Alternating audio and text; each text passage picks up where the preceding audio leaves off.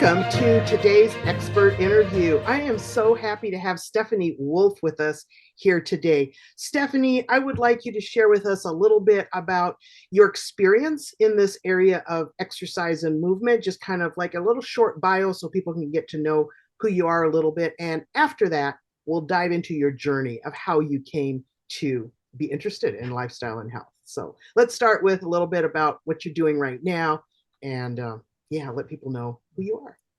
Awesome. Well, I always tell myself I'm stronger than I think. Sometimes our mind can convince us that we're not strong enough to do some of the things that we really feel like we know we need to do, but sometimes those first steps are kind of confusing or difficult. Getting going is the key. So for me, that's kind of my journey has been understanding the value of movement. Movement is medicine. Our body needs movement. We are created to move, not sit. And so the more that we can move, the better. And I have a routine that's my own, and I love getting up every morning. My shoes are sitting right beside my the little chair. They've got my socks and my shoes and my workout clothes. I can put them right on. That's the first thing I do, and run down to my workout room and do some treadmill work and some weights and start my day that way. So that's kind of a big part of my life. Didn't always, wasn't always a big part of my life, I think.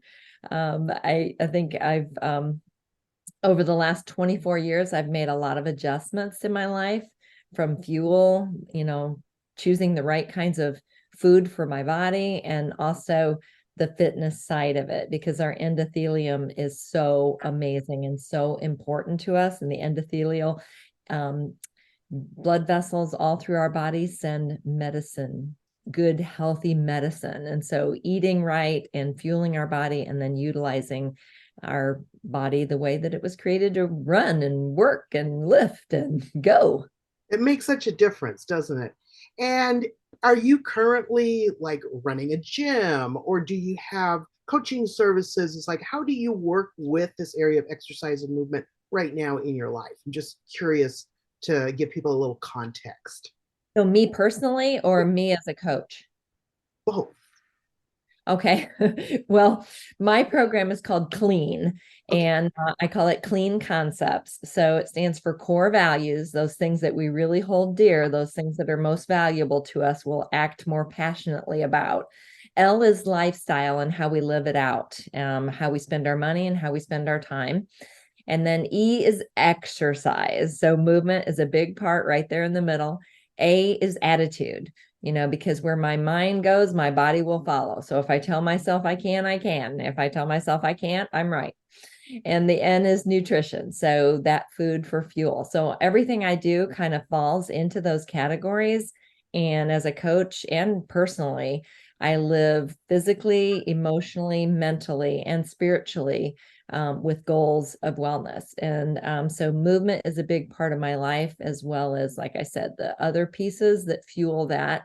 So I help other people as well. My goal is to live long and strong with passion and purpose, die of old age, and help others to do the same. I love that. I love that.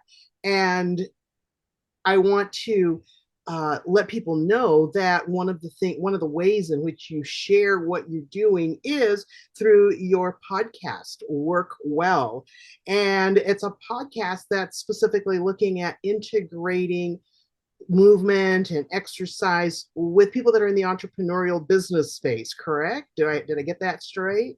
Yes, but really everyone listens to the station. So it's not Right. just business, business people, but it is devoted to business owners and CEOs and executives, just because they don't usually take time for themselves. So that's where I come in. And I think that's so important. But, when you were a kid, were you always movement exercise oriented, or how did you come to make that such a big part of your life today? Well, no, I did not grow up with examples in that area. My mom and dad were both blue collar workers. They worked in factory. They came home super tired. They woke up early. They worked hard all day. It was a lot of a different world back then. I think that, like, even my grandma Flossie, I always say, what would Flossie do? Because she just would clean her house and mow her own lawn and do her own laundry and all of those things. So I kind of try to live with that same mantra. But I did not have an example of fitness growing up. It was go to school and all that. But about 24 years ago, I had my second bout with cancer. And Mm. that's what got my attention. I always said the first time cancer will, get your attention. The second time will change your life. If you're like, okay, I don't want to go through this ever again. What do I need to know that I don't know? What do I need to do that I'm not doing? So I really started leaning into understanding my body, the systems that are depending on me, our neurological system, our digestive system, our cardiovascular system, and our endocrine system.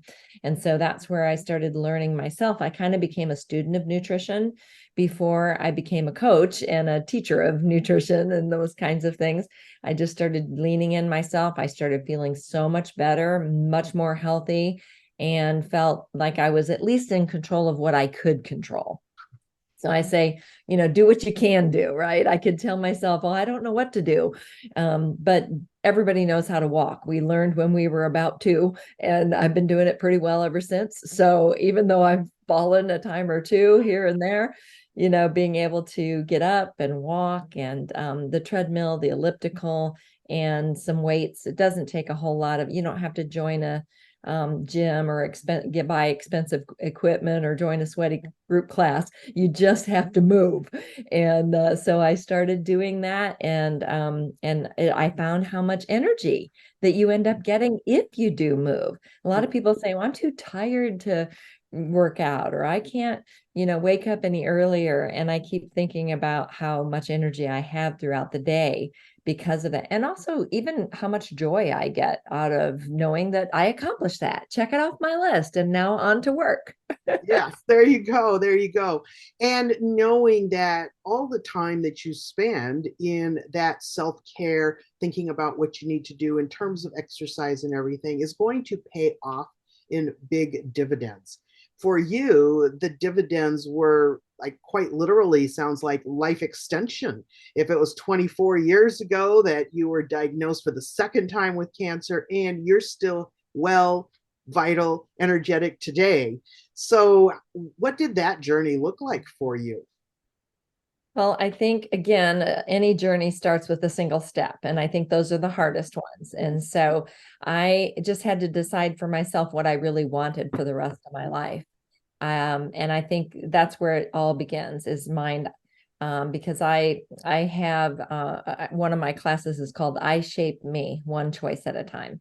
And so my focus is always along those lines of making that decision for myself, because if I want something different, I've got to do something different. And that's why I told myself, I'm like, I don't want to go through this again. So I'm going to at least start where I can start. You can't, you're not great when you start, but you can't be great without starting. So I'm like, okay, girl, you can do this.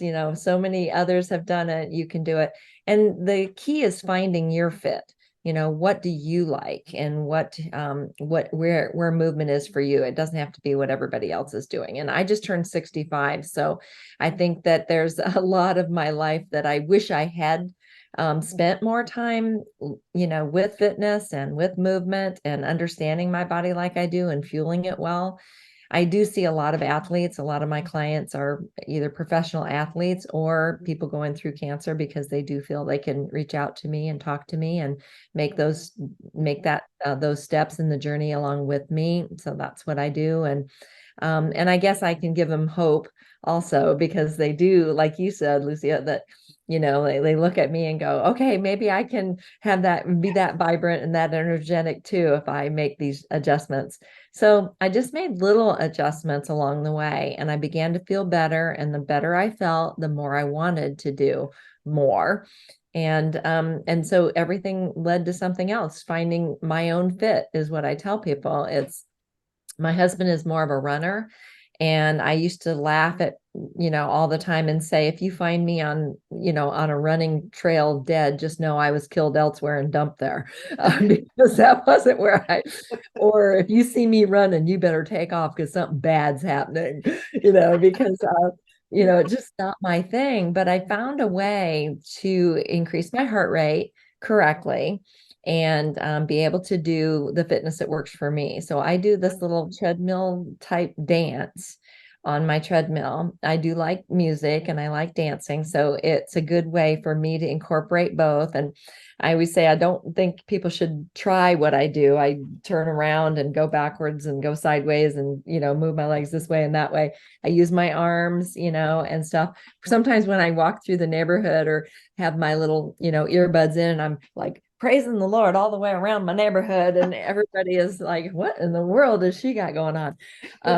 But sometimes it's more about that movement, not just your legs, and walking. Walking's good. And those 10,000 steps a day, that's a good place to start. But there's a lot more to it, and get your heart rate up. And I always say a minimum of 150 minutes a week. So that's a good 30 minutes of vigorous exercise at least 5 days a week.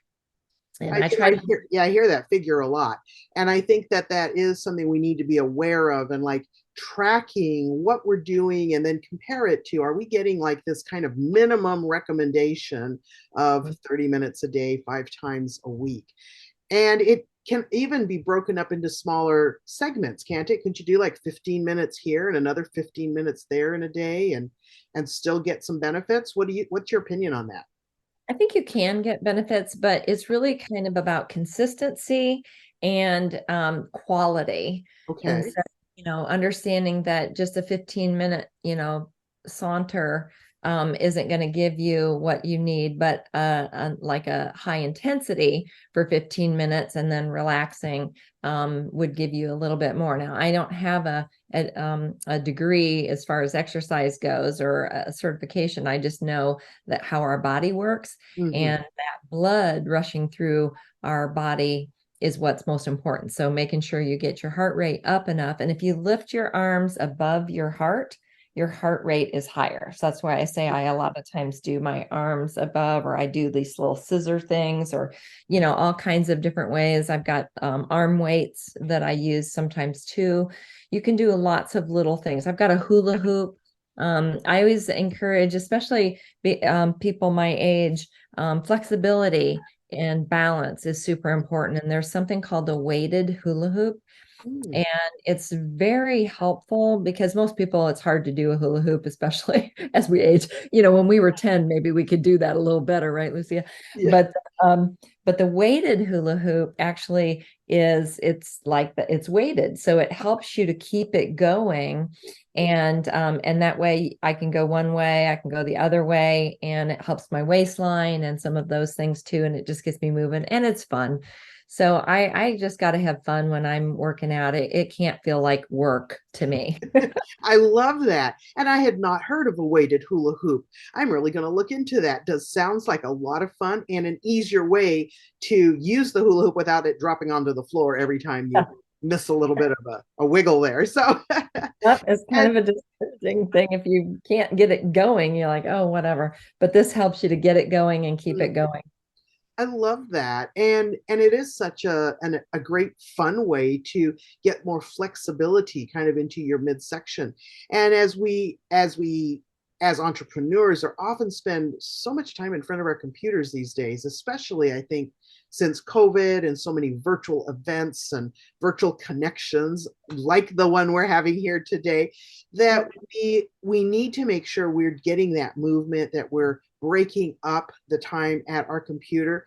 I know that when we had talked earlier, you talked about how sitting is the new smoking. What did you mean by that? Well, we all have learned over the years that smoking is so bad for us. And a lot of people have, weighed the risk and reward and decide they're going to keep smoking. But most people have weighed the risk and reward and decided they're not going to do that to their body. And so I think the term the sitting is the new smoking is sitting is creating just as many issues these days as smoking. A lot of times I encourage what I call the sit, walk, stand principle. It's Stephanie's sit, walk, stand. So Stephanie's sit, walk, stand is sit up straight, engage your core. And we're used to kind of slouching all the time and just not using our core. So I always teach, sitting up straight, engage your core, and then stand tall, because using all of your muscles and being aligned properly, and using those muscles to really hold your neck up, hold your head and your shoulders, and all of that being aligned, and then walk like you own the place, because we walk different when we feel in charge. And so it's just a part of being able to utilize your entire body and moving in that way. So again, we want to make decisions that are going to help our body. I wrote an article one time, and I was saying, if your body could talk to you, it might say, whose side are you on? Because our body is trying on a regular basis to keep us alive. Mm. And so what are we doing to help it? What are we doing to support it? What are we doing to fuel it, and utilizing these amazing muscles that we do have? I love that. And when you talk about sitting, like when we're sitting, like sometimes we need to sit down to do certain things. Are there things we should think about in terms of ergonomics or the kinds of chairs that we pick? Do you have specific kinds of chairs that you look for yourself to be able to like sit up straight while you're working at your desk? What are some of the things you've discovered along the way there? Well, a chair is a good investment, especially if you are like me and I see clients all day long, Mm. and it's pretty much now like this right behind the screen. So I do have a pretty expensive chair. It's actually a gaming chair. And those are some of the better ones. And I also believe in having your feet flat on the floor. So or on a little I've got this, I'll show you. Yeah. I've got this that my feet Oh, go on, and interesting. Yeah. I can turn it this way, and I can kind of rock it, or usually I just use the soft part of it and rest my feet on it. So that I do have the proper alignment in my lower back. The Mm. other thing you want to remember is not necessarily, I always say, don't wear your shoulders like earrings, because I think sometimes we're so stressed out that we're just all squished in. And again, if you are in proper alignment, your diaphragm is open, you're able to breathe better. Sitting up straight and engaging your core, that's a big part of that breathing, and Mhm. being able to, because we usually, if we're stressed, we shallow breathe.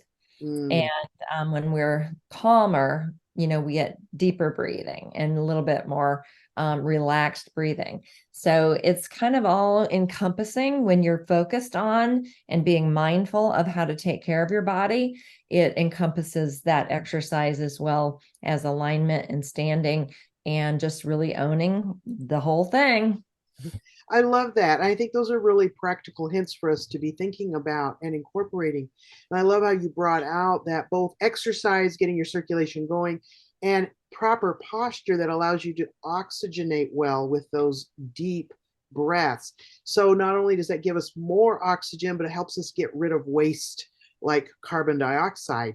So it Yes, helps, yes. it's a way to detoxify our body. People often will go on these detox plans, right? And you're eating or drinking, green drinks and berries and who knows what, trying to detox. And yet we ignore this very important aspect of detoxing, which is proper breathing. And using our diaphragms and expanding our entire lungs really does a lot for our circulation. As people that have been in my community for a while have heard, I often speak of the principle of perfect health depending on perfect circulation. And so that's not just about the movement of the blood, but about what the blood is carrying as it moves. Exactly. You know? So yeah, I really appreciate you bringing that up. What do you do to incorporate more standing or more movement walking around in your day besides like your little exercise, you might call it sessions that are like intentional at certain places in your routine? Yeah, every morning is that one. And then yeah, I've got two offices. So actually my other office has one of my assistants in it. And in that room, I've got my yoga mat, and I do what's called the 10 by 10. And I share this with because my clients kind of go on a journey with me. It's 8 weeks long. So they're focused on, the CLEAN as well during that time. So I have something called the 10 by 10 that helps them. It's 10 poses that they hold 1 minute long each. Mm. So it's just a 10-minute break. And I might do that after, before I take my lunch break. I might do it just if I start getting stressed, I need to get up and walk around, and I'll just go in and do a 10-minute, one plank for 1 minute, a child's pose for 1 minute. It's just all these different, like more of a power, again, using the entire body. I Mhm. also have the standing desk behind me. So with my clients, I a lot of times will sit with one, stand with the next, sit with one, stand with the next. I love that. Yeah, and that just keeps me moving. And a lot of times I just need a breath of fresh air. So I'm going to walk out on my front porch and just walk down to the driveway, maybe get the mail and come back up. Any of those kind of things, because I do think a lot of times we go from sitting at our desk to walking to sit in our car and drive to the theater to sit and watch a movie, to dinner to sit and eat, and back to the lazy boy at night. So I'm like, this is really something we have to be more intentional about. We are not lazy people. We are hardworking people. So being able to really use our body and do the right things so that we can live long and strong is the way that we are all going to be healthier, and not just in the long and strong, but in today. I want to be strong today. I've got a big list of things to do today. I love that. I love that. And I think that that's so encouraging to our listeners to know that this is something that can be very easy. It doesn't have to be expensive. It doesn't even have to take a lot of time, but just being intentional about not sitting for long periods of time, breaking up our sitting with other kinds of activities. And it'll just help to keep us well, more flexible, to keep the blood moving. The Bible talks about the life is in the blood, and I think that is like true on so many different levels. Yes, it is. Because if our blood is not moving and doing its job, we don't have much life. And end of life is when the blood stops moving. So it's important for us to think about the ways in which these basic simple principles really support our health in so many ways. And as we incorporate these things into our lives, if we're dealing with chronic lifestyle diseases like metabolic syndrome or prediabetes or diabetes, it puts our bodies in such a better position to heal. It helps directly with blood sugar control. There's so many benefits to making sure that we're incorporating different kinds of movement into our daily routines. So I love the things that you've shared. I think that's been really helpful. What are I want you to talk just a little bit about kind of our attitude towards exercise, like do what you can and do it consistently. How do you talk to your clients about that? Well, again, I like to find where they are and help them to reach their best self, because it can't be do it my way. This is what works best. It's really like, what do you love to do? How can I support what you love to do? How can we do a little more of that? But I have clients that are trying to lose upwards of 200 pounds. So they've got a long way to go, and they're trying to do it the right way. Mhm. And so slow and steady wins that race. It's not a fast, when we lose weight fast, we gain it back faster and more. So our body does not like that kind of change. And so it doesn't work well. When you understand what the body's trying to do, then it does help. So a lot of times my clients love the education they get from me. Mhm. So I would say education, inspiration, and so information, inspiration, however you want to say it, and collaboration, where we're doing it together. So Mhm. I want to find out, what do they love? Well, I used to play tennis in high school and I loved that. Oh, great. Well, how can you incorporate some tennis moves Mhm. and or, some time? And sometimes that's a little more difficult because they have to go somewhere, but I'm just using that as my starting point. Is I try to figure out what they loved and what You they've know, done. it just something popped into my mind as you said that, because I was thinking too, what if I don't have a tennis court, but tennis was my thing? And I was just thinking, there's a lot of things you could do with a racket, a ball, and a garage door.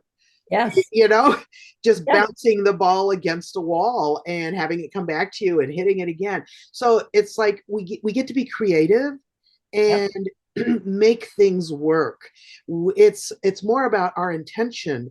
And when we set a clear intention, we know what it is we want to do. Our brain will help us figure out the ways to do it, And I was just recently reading or actually listening. I love audiobooks, but listening to the Who, Not the How. I don't know if that's anything you have um, run across, but it's an excellent book, and it talks about how sometimes we spend a lot of energy looking at how do I do something, like how do I make a change, how do I put exercise in, and maybe we would go places faster and quicker if we ask ourselves the question, who can help me do this?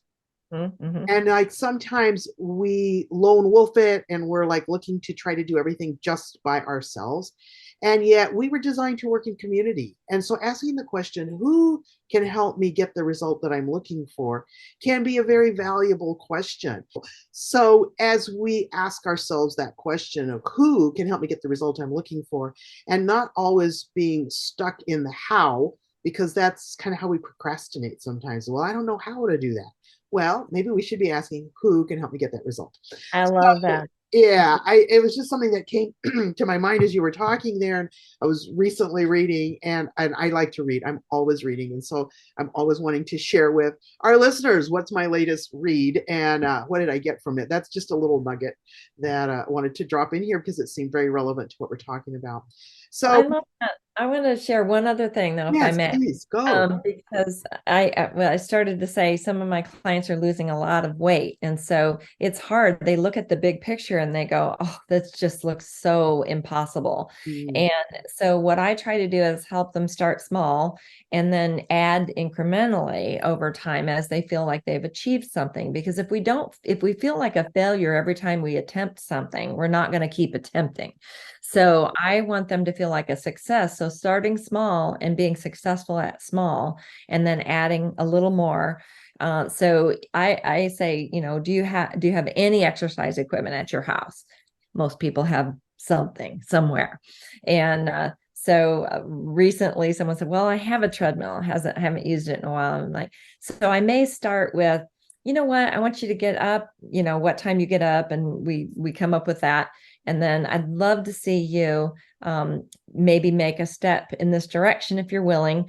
Go down to your treadmill and just stare at it for 5 minutes. You're not even do not get on it. Just stare at it. And again, like 5 days in a row, it's gonna feel stupid, but I want you to do it for 5 days every day.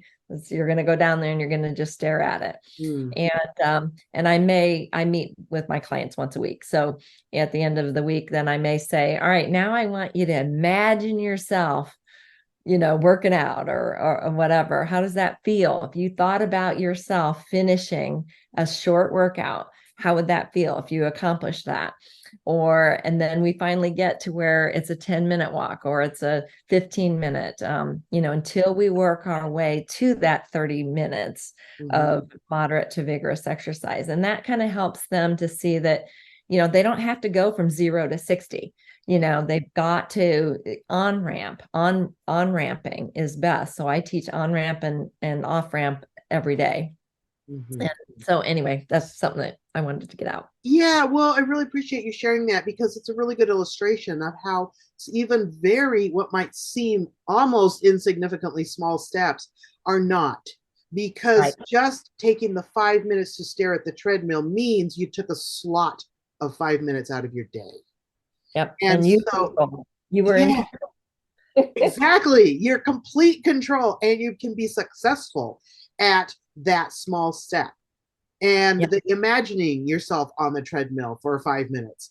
That's another small step, but it helps to get our mind lined up with the direction in which we want to go. So I love that example. And thank you for sharing that, Stephanie, because sometimes we get overwhelmed because we think the step has to be so big, the first step, and Yeah. it just doesn't. So I appreciate that encouragement. Is there any like words of wisdom or like something you want people to just make sure they take away from this interview before we close?